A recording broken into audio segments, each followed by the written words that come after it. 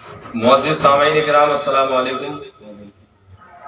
نحمدہ و نصلی علی رسولہ الکریم، اما بعد فاعوذ باللہ من الشیطان الرجیم، بسم اللہ الرحمن الرحیم۔ فصل لربک وانحر، صدق اللہ مولانا العظیم و صدق رسولہ النبی الامین الکریم، وَنَحْنُ عَلَىٰ ذَلِكَ لَمِنَ الشَّاهِدِينَ وَالشَّاكِرِينَ وَالْحَمْدُ لِلَّهِ رَبِّ الْعَالَمِينَ۔ درود شریف پڑھ لیجئے۔ اللہم صلی علی سیدنا و مولانا محمد، صلو علیہ صلاۃ و سلام علیکہ یا رسول اللہ، علیہ الصلاۃ والسلام۔ حضرات محترم، میں نے ابھی خطبے کے بعد جس آیت کریمہ کی تلاوت کا شرف حاصل کیا ہے،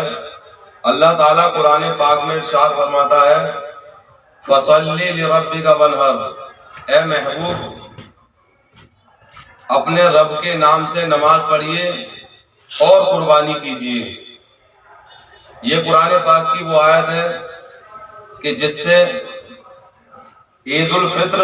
اور عید الاضحیٰ دونوں عیدوں کا ثبوت ملتا ہے۔ حضرات محترم،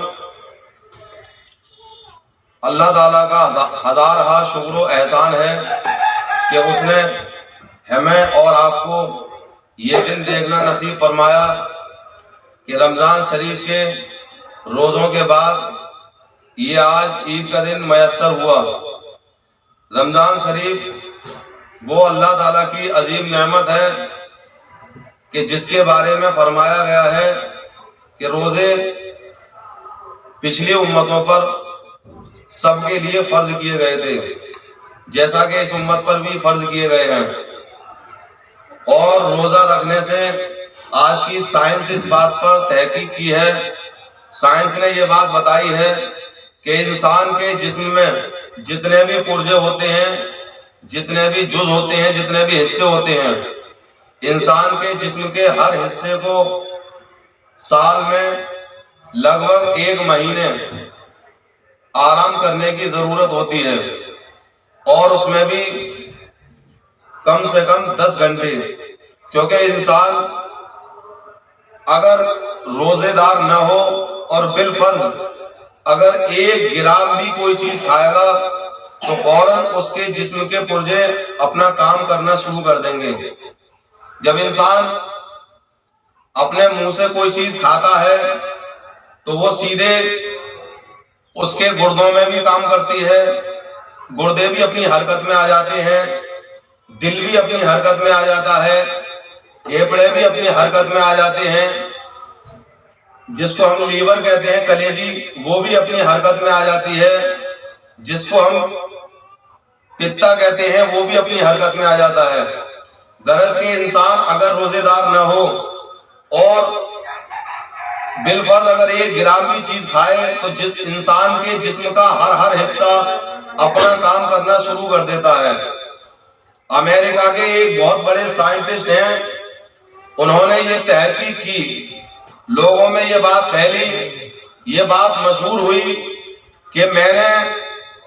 کینسر کا علاج تو نہیں ڈھونڈ پایا لیکن کینسر سے بچنے کا ایک ذریعہ ڈھونڈ لیا ہے۔ لوگ بڑے خوش ہوئے کہ آخرکار کہ پوری دنیا کینسر ایک لا علاج بیماری ہے کہ جس سے لوگ عاجز آ گئے، کوئی علاج ڈھونڈ نہیں پا رہا تھا، کہ ان ڈاکٹر صاحب نے، ویگیانک صاحب نے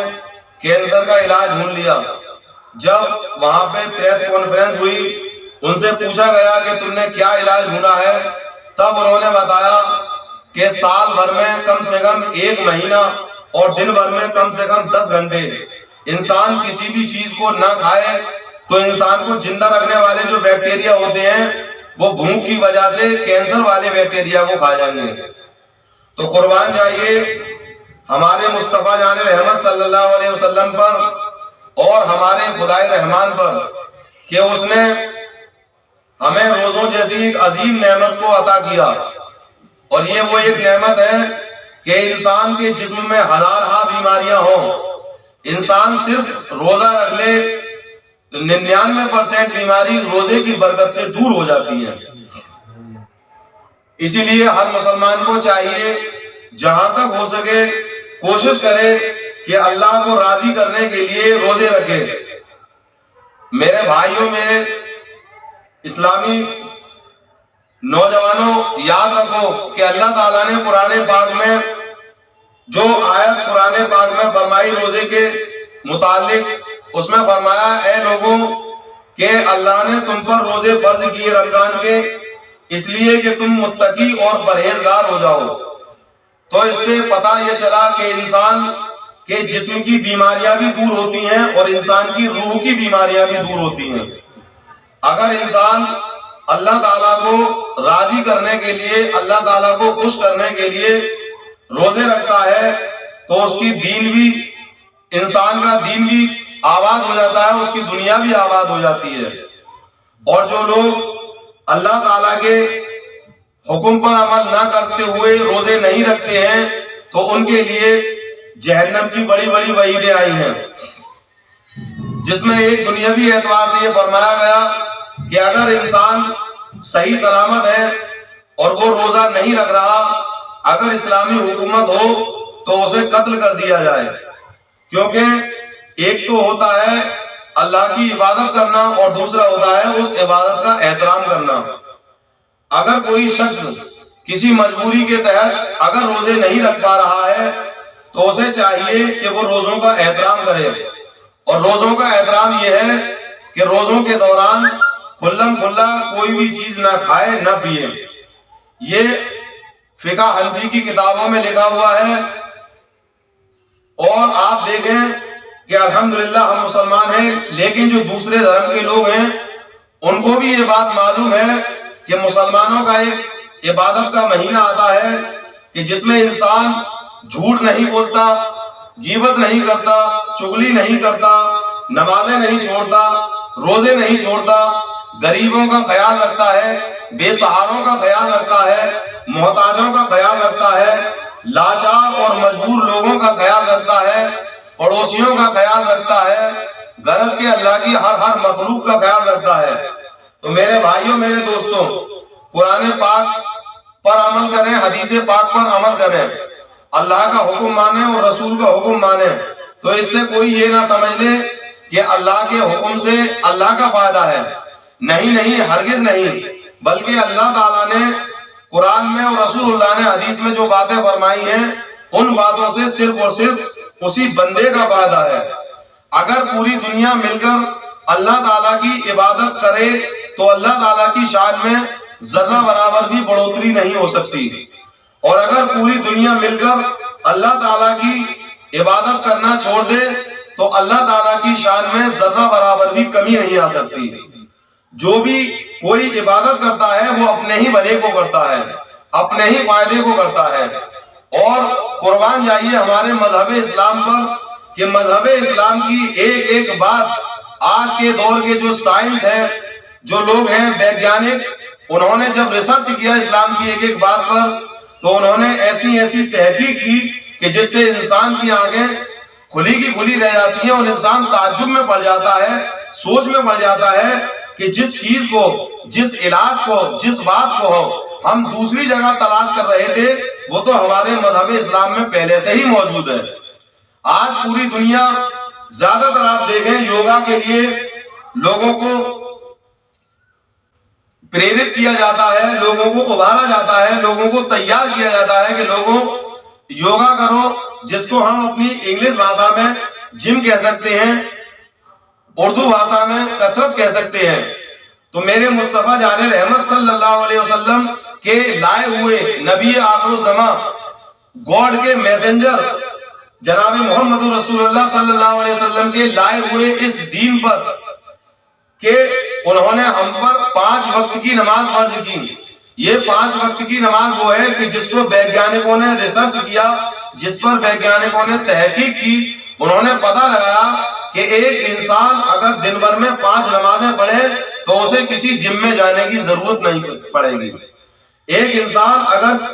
دن بھر میں 5 نمازیں پڑھ لے تو اسے کسی یوگا کی ضرورت نہیں پڑے گی، کسی کسرت کی ضرورت نہیں پڑے گی، کیونکہ یہ مذہب اسلام وہ دین فطرت ہے کہ جس میں ایک ایک بات کو بتا دیا گیا ہے کہ انسان جب نماز پڑھتا ہے، نماز میں جسم کا ایک ایک حصہ، ایک ایک پرجا کثرت کر لیتا ہے، ایک ایک حصے، ایک ایک پرجے کی جم ہو جاتی ہے۔ اور ہم اور آپ دیکھیں کہ جب بھی کوئی انسان یوگا کرے یا جم میں جائے تو انسان کا صرف شریر، انسان کا صرف جسم حرکت کرتا ہے، کثرت کرتا ہے، لیکن جب انسان نماز پڑھتا ہے، اللہ کی عبادت کرتا ہے، جیسے الف سے لے کر یا تک جتنے بھی حروف ہیں، یہ 28 حروف ہیں، 28 حروفوں کو نکالنے کا طریقہ الگ الگ ہے، منہ کی زبان کے ذریعے، حلق کے ذریعے، تو اس میں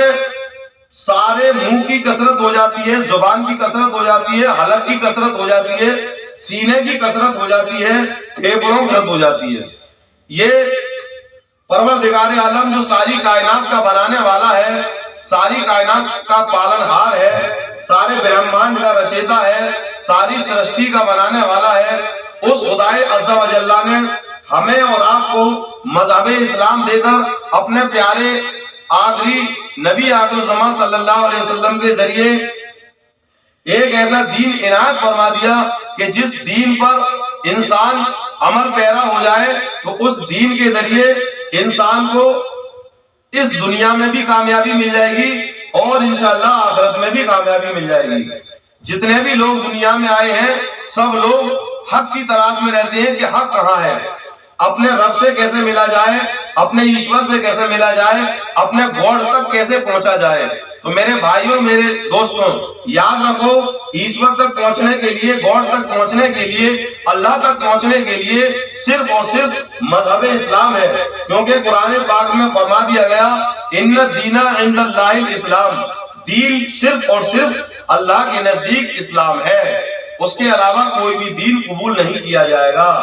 میرے بھائیوں، میرے دوستوں، اس دنیا میں آنے والے جتنے بھی انسان ہیں سب آدم علیہ السلام کی اولاد ہیں۔ آدم علیہ السلام کو اللہ تعالیٰ نے دنیا میں بھیجا